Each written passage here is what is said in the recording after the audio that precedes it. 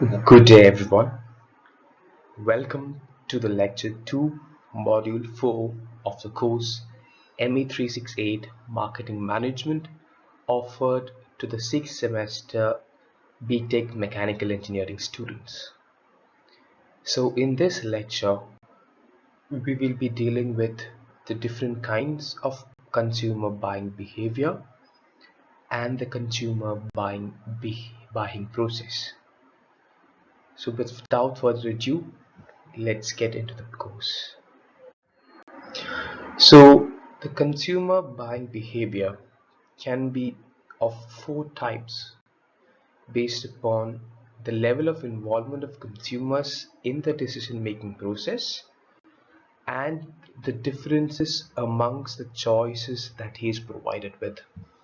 So, he might be choosing among different products, he might be choosing among different brands offering a product, or he might be choosing amongst the different retailers offering a particular brand.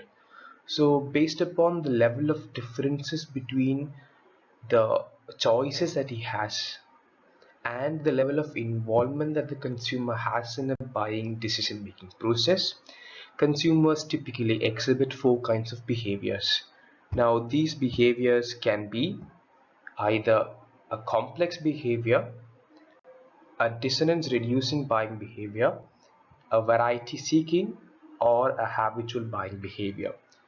Now, these buying behaviors, the very first two, that is complex and dissonance reducing buying behaviors, see very high levels of involvement of the customer in the buying decision making process, whereas the third and the fourth kind, that is the variety seeking and habitual buying behavior, sees very low involvement of the customer in the buying decision making process.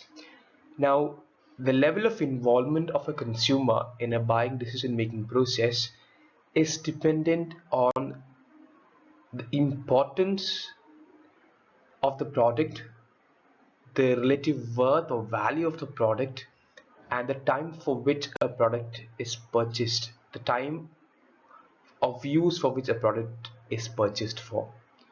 So we would see these four buying behaviors exhibited by consumers in detail in the coming slides.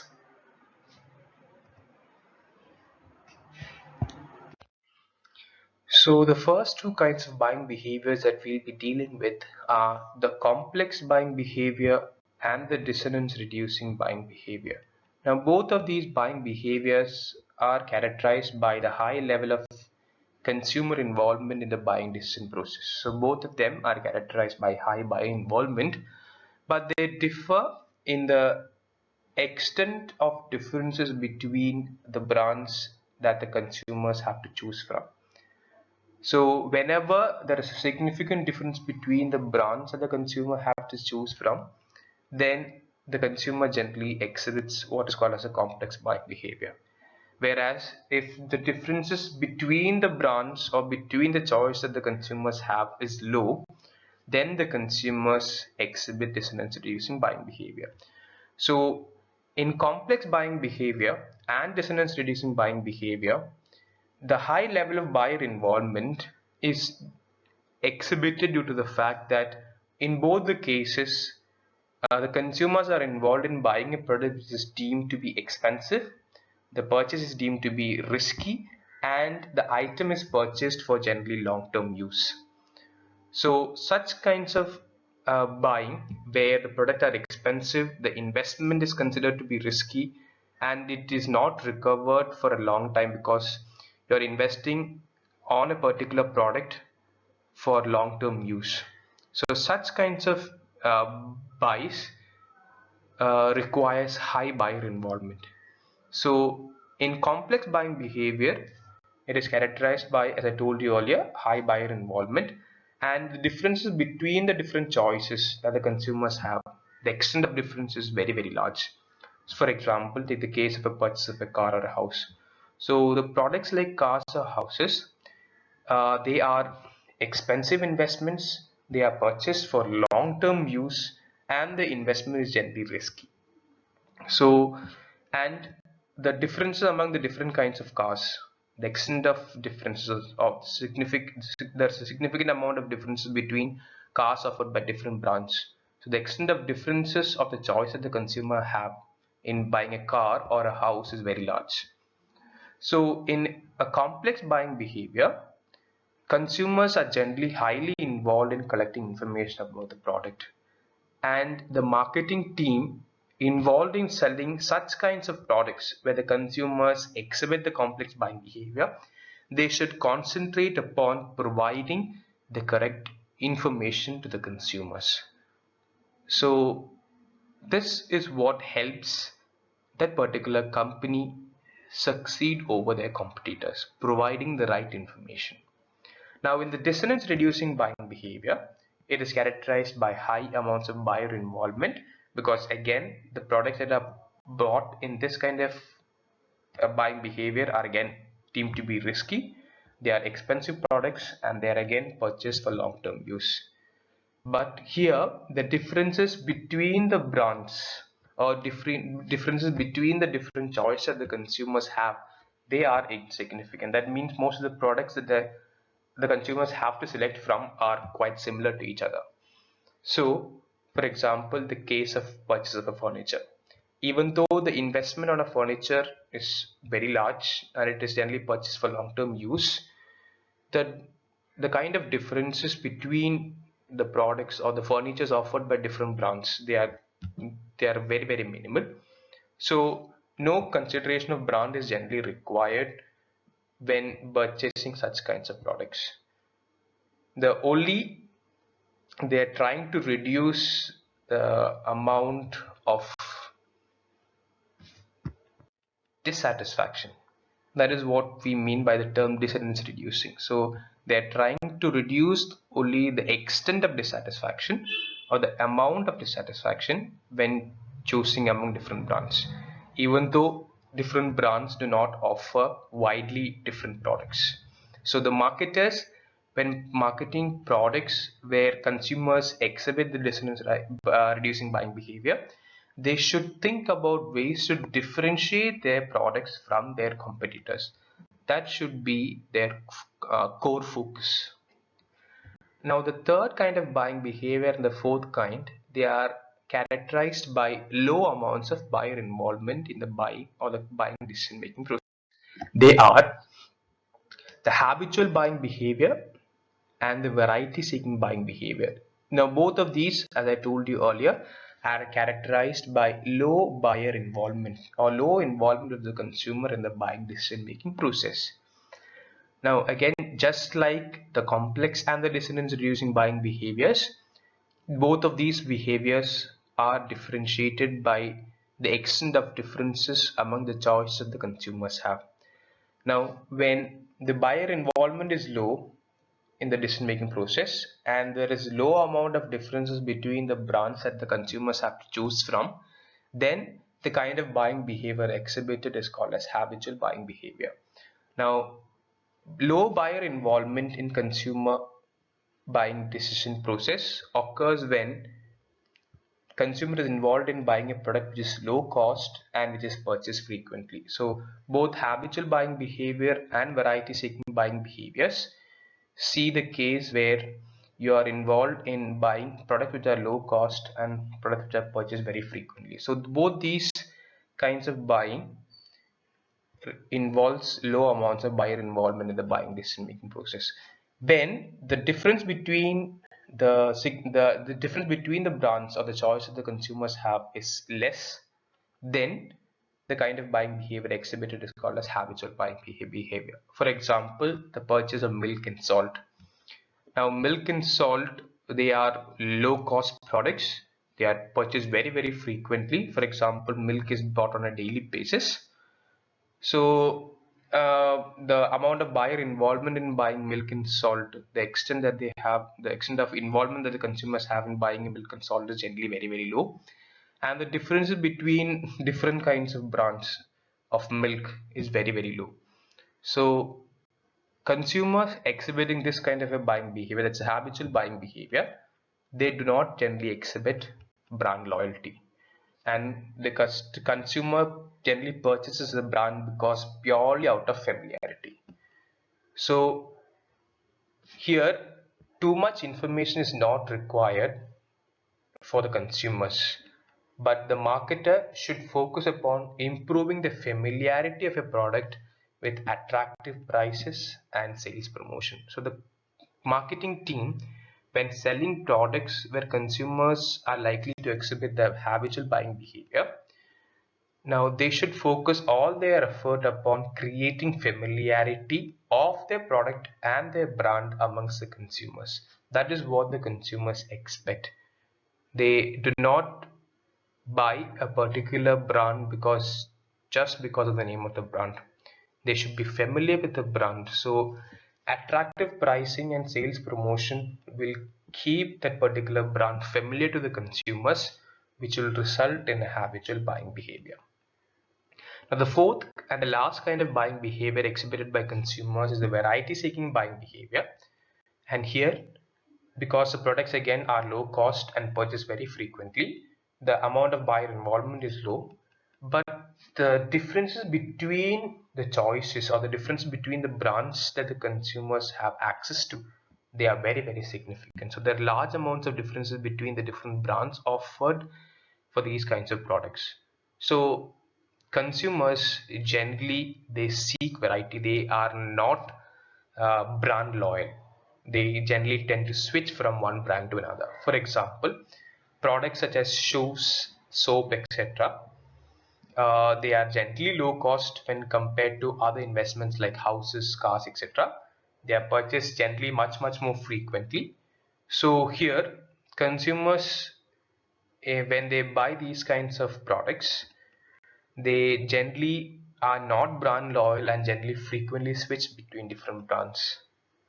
So to become a market leader, or different strategies are used by different kinds of companies. Companies who are market leaders and companies who challenge the market leaders, they use different kinds of strategies when they are involved in selling products which might see consumers having the variety seeking buying behavior.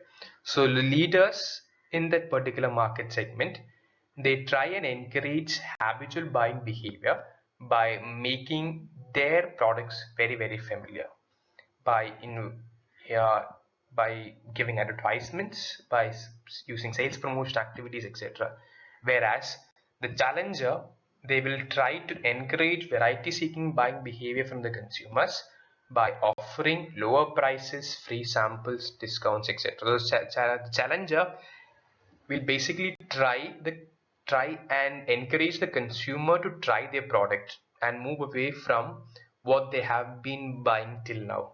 So they are going to try and encourage the variety seeking buying behavior, whereas the leaders in the market, what their aim is to retain their customers and make them habitual buyers of their particular brand. So that requires the consumers to be very familiar with their products, and that can be done only purely by advertising.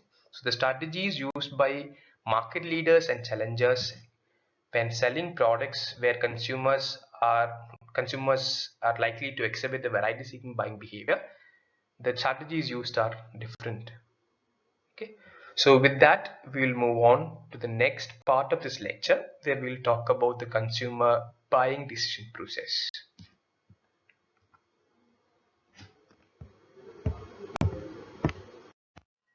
A consumer who is involved in a buying process, he has to choose amongst various choices or amongst various alternatives that he is presented with. His choice may be amongst different products that satisfy his need. It may be amongst different brands that provide the same product, or it may be a choice amongst different dealers, vendors, etc., from which he can purchase a particular brand. So the consumer is always involved in choosing amongst different alternatives. And this consumer decision making is basically a process. It involves 5 major steps. It starts off with identification of need or problem. So he has to identify the different problems or needs for which he has to find a solution for. Now he might identify more than one problem for which he needs a solution. So he might have to prioritize from amongst different alternatives that he has, some amongst different problems that he has to solve. Then once he has identified the problem or need, then he collects the information. Now this is where he collects information among the different products, brands, etc. that will satisfy his need, and he will collect all the possible information regarding all possible alternatives that will satisfy his need. Then once the information has been collected, he will evaluate these alternatives in detail. Okay, and this evaluation will lead to a purchase decision. Now there are lots of things that are decided as a part of purchase decision. We'll talk about that in detail in the coming slides. And at the end, his purchase decision will result in a particular kind of behavior, what we refer to as a post-purchase behavior. So these are the 5 steps involved in consumer decision making process. So it starts off with problem or need recognition, search for information, evaluation of alternatives, purchasing decision, and post-purchase behavior or post-purchase evaluation. So now we'll move on to each of these steps in detail. Now, the consumer decision making process, it starts off with identification of problem or need. Now, any unsatisfied need or problem is the starting point towards the consumer decision making process. Now, these needs can be routine needs which come about on a regular scheduled basis, like refueling of cars, buying or purchasing of groceries, etc. Or these needs or problems might be unplanned. Yeah, you might not plan for such a need, but it comes on all of a sudden. So such kinds of unplanned needs or unplanned problems might also come up. So an example would be replacement of an old refrigerator that does not work any longer.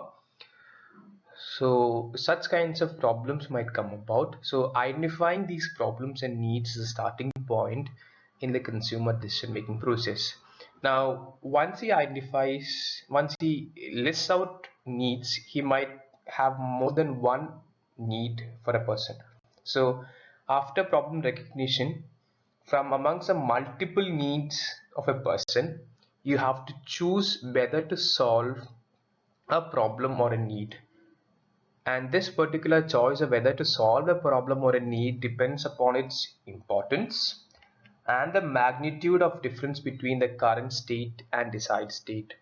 For example, a person might have a need for buying groceries or need for buying a new car. Now, his choice as to which problem needs to be solved first depends upon the importance or the priority that he gives to these different problems. For example, in the case where he has to prioritize or choose between buying food and buying a car, it's very clear that food is his basic need. So he would give importance to buying food than buying car. So like this, when a person has multiple needs, he has to select from amongst these multiple needs which of these needs needs to be solved, of each of these problems needs to be solved. And the choice amongst different problems or needs, it depends upon its relevance or importance and the magnitude of difference between the current state of the problem and the desired state. For example, if you are a IT professional or a graphics professional and you are using a laptop for your work, and your laptop from years of use, it has deteriorated in performance. So his desired level of performance might not be met by the current level of working of that particular laptop. So based upon the magnitude of difference between the desired level of performance from an item and the current level of performance of an item, you can prioritize whether that particular need is important or not. So the first step towards consumer decision making problem or decision making process, is identifying the problem or the need, and from amongst multiple needs he has to prioritize or select one or two problems based upon its importance and magnitude of difference between current and desired states. There are different types of needs that the consumer might exhibit. There are three types, namely functional needs, social needs, and need for change. Functional needs are those kinds of needs for a specific new function or a feature, or a need that might arise due to functional failure of current product. For example, as I told you, the case of a graphics professional using a laptop with a graphics card, his current graphics performance might not be sufficient for his current line of work. So he might experience a case where his current state of his laptop fails to satisfy his current needs. So that constitutes a functional failure. And those kinds of needs where a function is not satisfied by the current product, or he requires a new function or feature that does not exist in the current product, those kinds of needs are what we refer to as functional needs. The second kind of need is what we call as social need, and these needs arise from the desire for belongingness in a social environment or in a particular societal group. For example, from if you're an entrepreneur and you belong to a group of entrepreneurs, your symbol of success might be indicated by you owning a luxury car. So even though your need for transport might be satisfied by an ordinary car, it is the your belongingness, your desire to belong to a group of successful entrepreneurs that dictate your need to buy a luxury car, which acts as a symbol of your success in the group of entrepreneurs.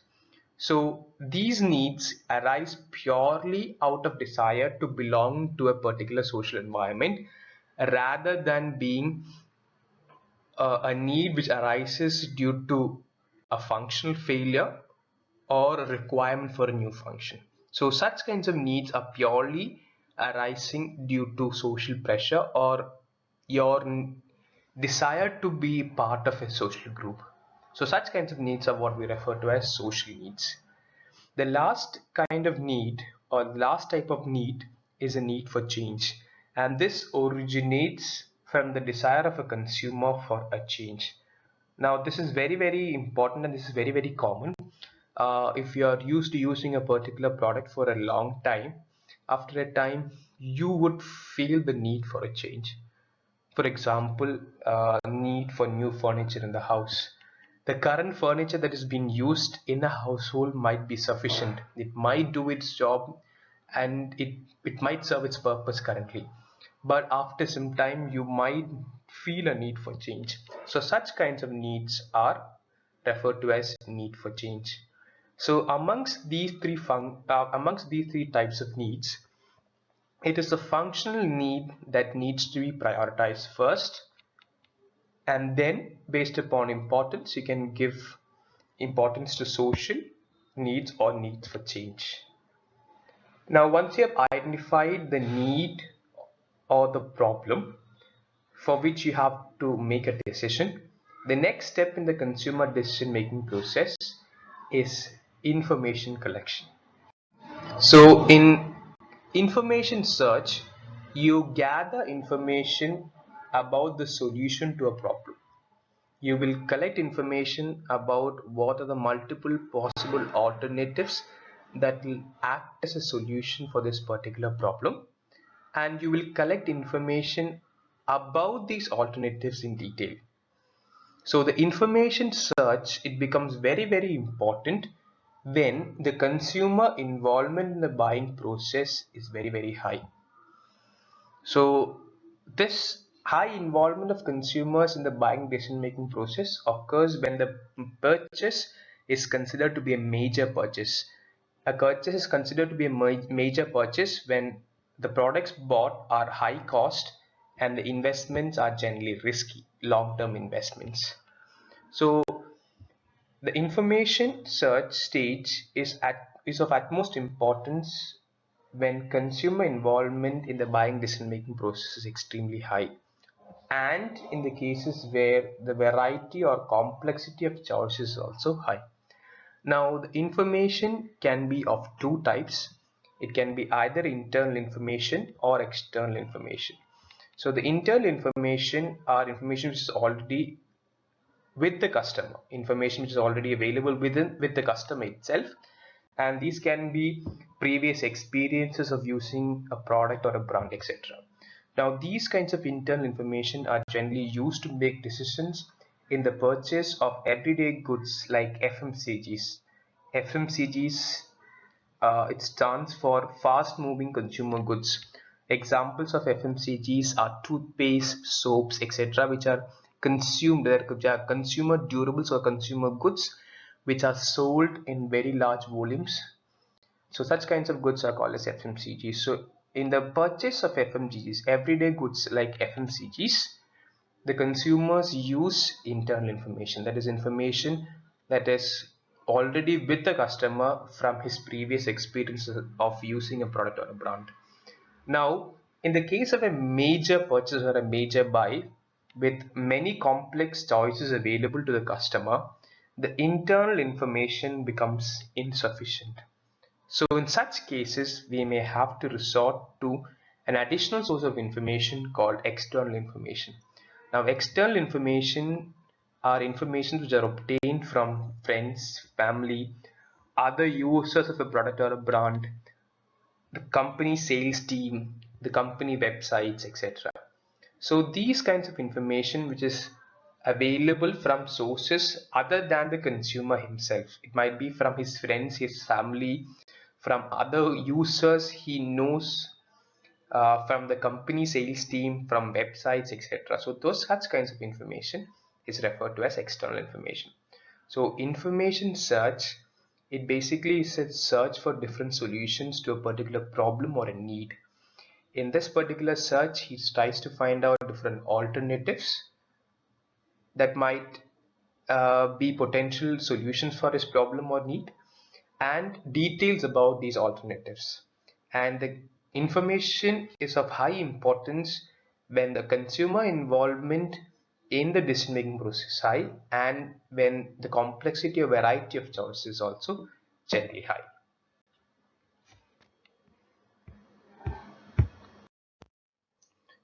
Now, after information search or collection of information about various possible alternatives, the next step in consumer decision making process is evaluation of alternatives.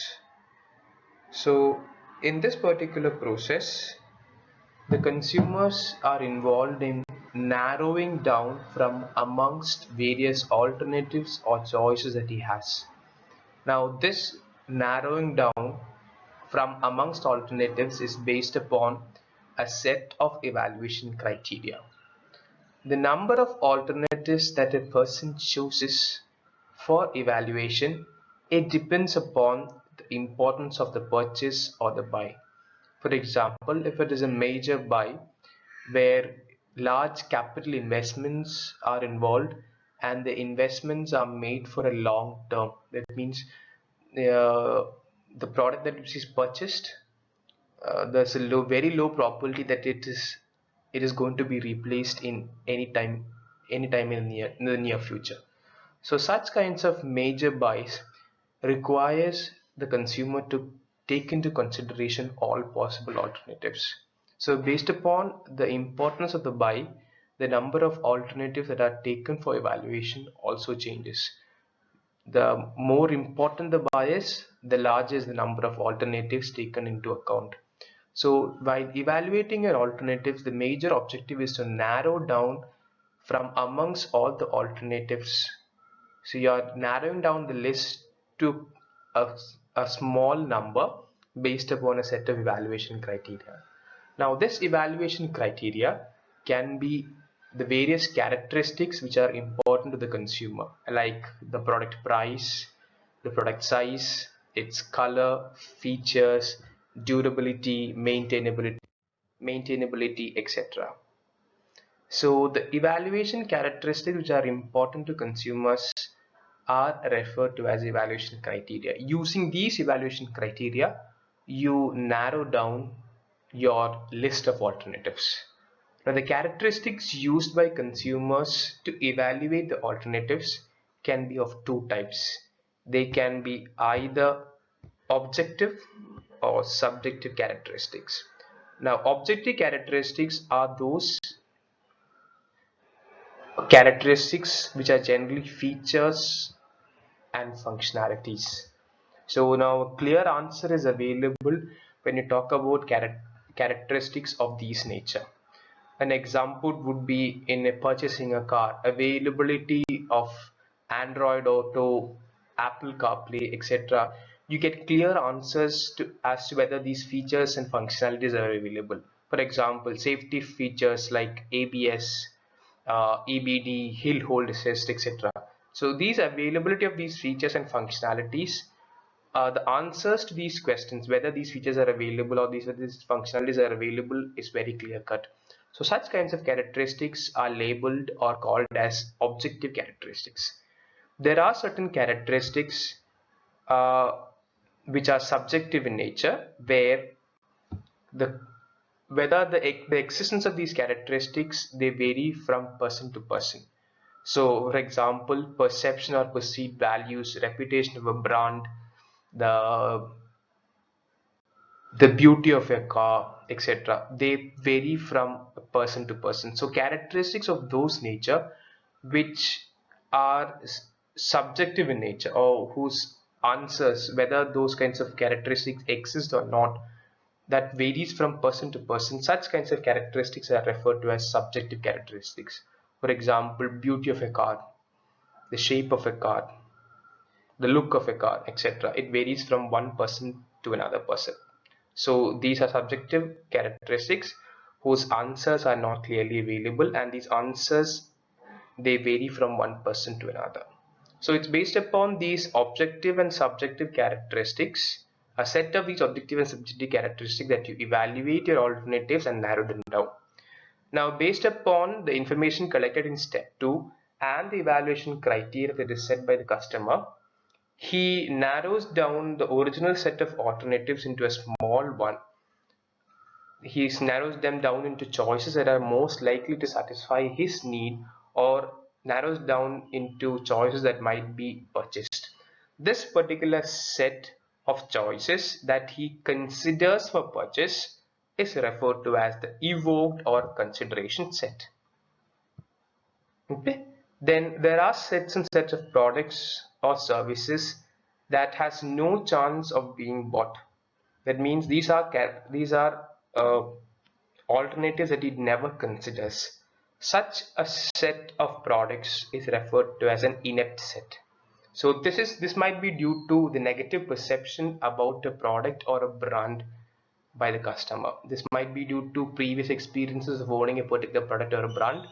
He might have certain perceptions, uh, preemptive perceptions about a particular product, and based upon his perceptions, he might not even consider those kinds of products and brands for purchase. So such kind of a set of products which has no chance of being bought from amongst the different alternatives, they form the inept set. And the last is a set of products which the consumers have no specific opinion about. Such kinds of products they form a set called inert set. So based upon the evaluation criteria, the list of alternatives is divided into three sets. We have a set called evoked or consideration set, which are products, a set of products or choices that are most likely to be purchased or most likely to satisfy the needs of the consumer. So they form the evoked or consideration set. Now there are a set of products with the consumer does not even consider for buying. So such a set forms the inept set. And then there are certain sets of products that the consumers have no specific opinion about.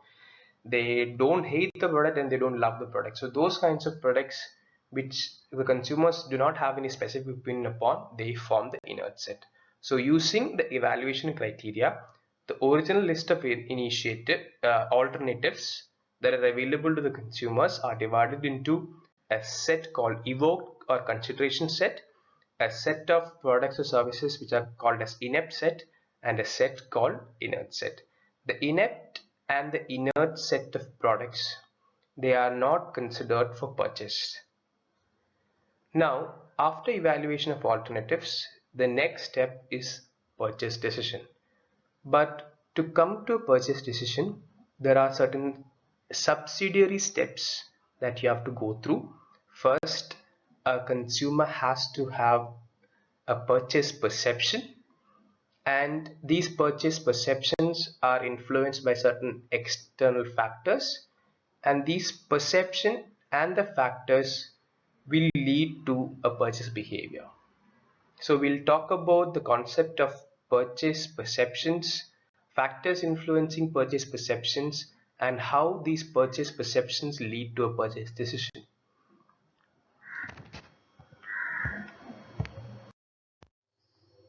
Now, once the evaluation of alternatives has been done, the consumer ends up with a set called consideration or evoked set. The choice is the brands and the alternatives that fall under the evoked set.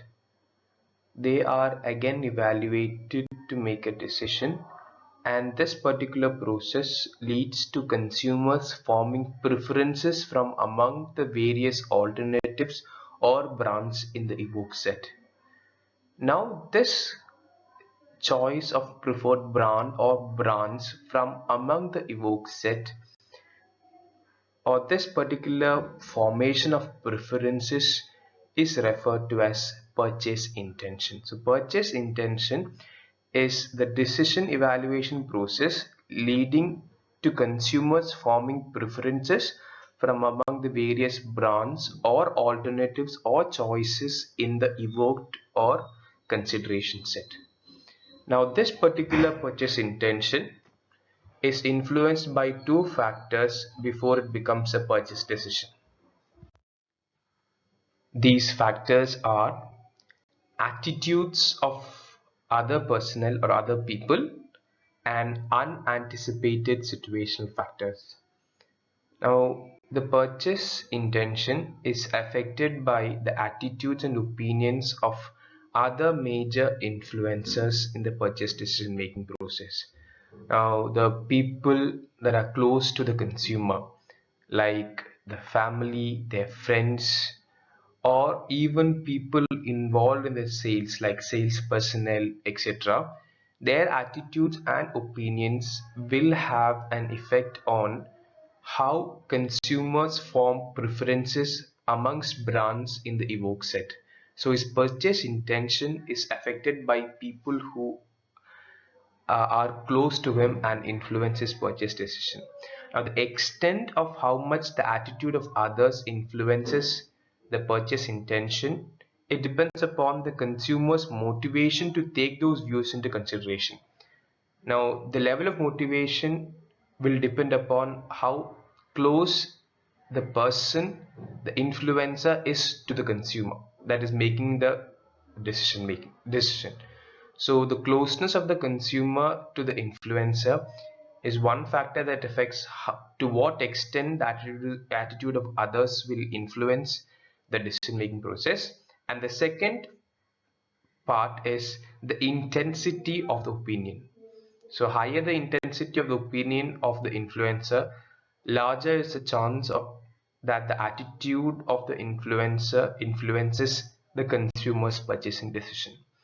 Now, the second factor that influences the purchase intention is unanticipated situational factors, like situations like loss of income or job, other major expenses arising, like it might be a medical expense or a hospitalization expense that might arise, an increase in price, a new product launch into the market. So these unanticipated situational factors might also influence a consumer's decision. For example, a person who has certain preferences, who considered a particular product to satisfy his need, all of a sudden if he loses his job, then his decision making process is completely affected.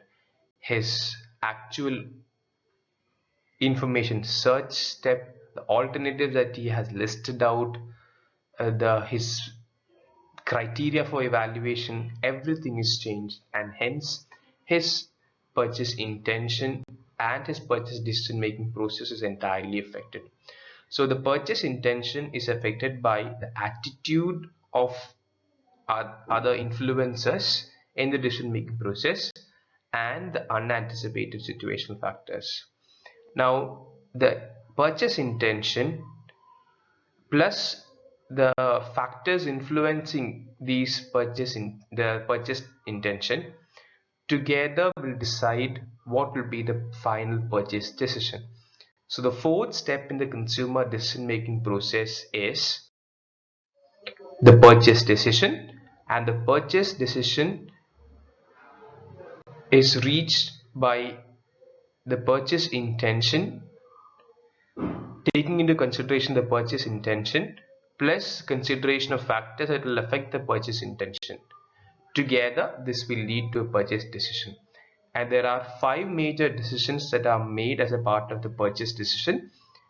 You will decide the brand, decision or choice of vendor or dealer, decision upon the quantity of purchase, decision upon the timing of purchase, and decision upon the payment method to be used.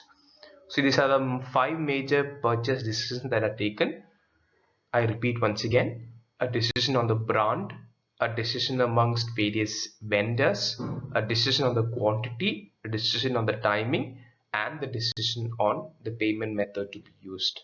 An example for this would be a purchase of a grocery. For example, say chili powder. So once a person has decided to buy a chili powder, he has to select among the different brands.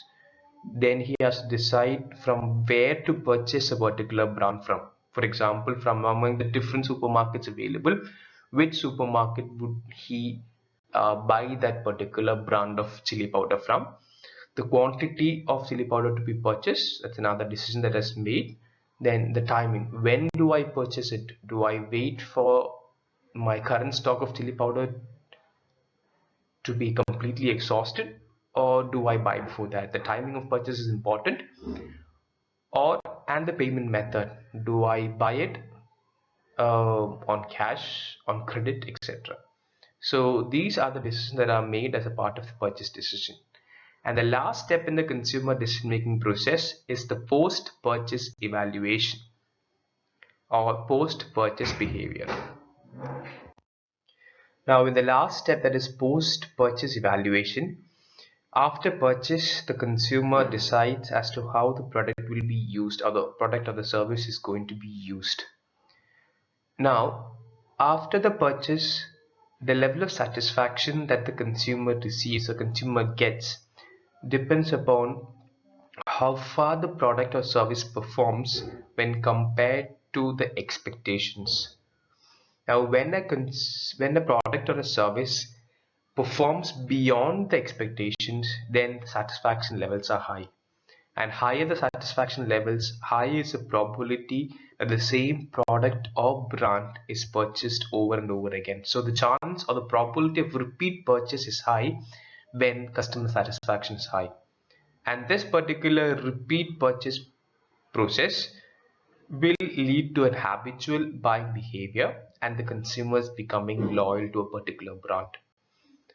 So once a particular person buys a product, he uses it and he finds that the performance is exceeding his expectations, he generally experiences high amounts of satisfaction, and this satisfaction will also be communicated to others who are thinking about buying the same product or brand.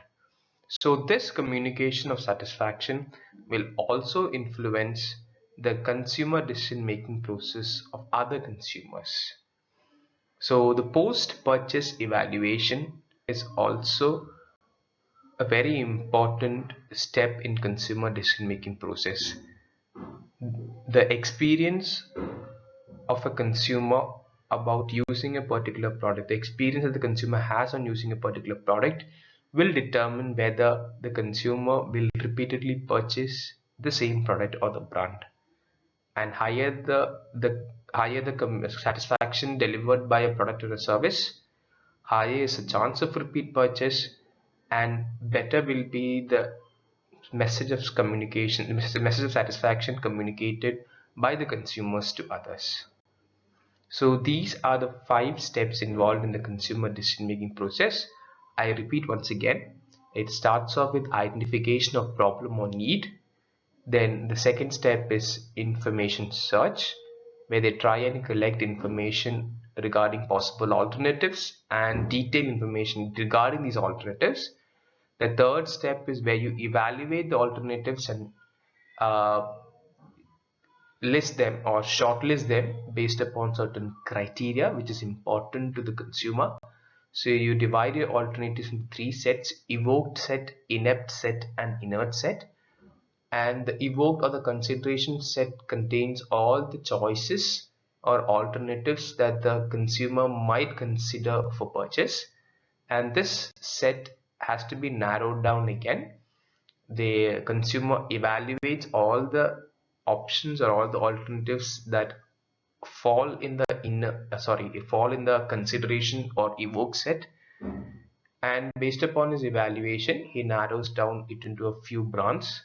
Now that forms his purchase intention, and the purchase intention, when influenced by factors like attitudes of other influencers and unexpected external factors, the influence of these two factors along with the purchase intention will lead to a purchase decision. And the last step is the post-purchase evaluation. So with that, we conclude the consumer decision making process. Now in the next slide, the last slide of this lecture, we'll be discussing a process called consumer adoption process, which is the consumer decision making process for a new product in the market.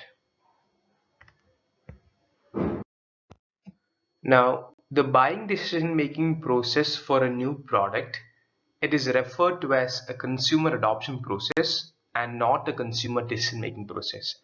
So when buyer decision making process is carried out for new products, that specific process is referred to as consumer adoption process. An adoption process is a mental process through which an individual or a consumer passes through from first learning about a product to its final adoption and regular use. So there are 5 stages in the consumer adoption process. They are awareness, interest, evaluation, trial, and finally adoption. So the consumer adoption process starts off with the first stage called awareness, where the consumers, they start to become aware about the existence of a product. The second stage in the adoption process is where they have an interest in the product and they start collecting information regarding the same. So they start collecting information about a particular product that has been newly launched into the market. This is a stage of interest. The third stage is a stage of evaluation, where the collected information, that is the gathered information, is reviewed, and this review process is basically done so as to decide whether to try the product or not.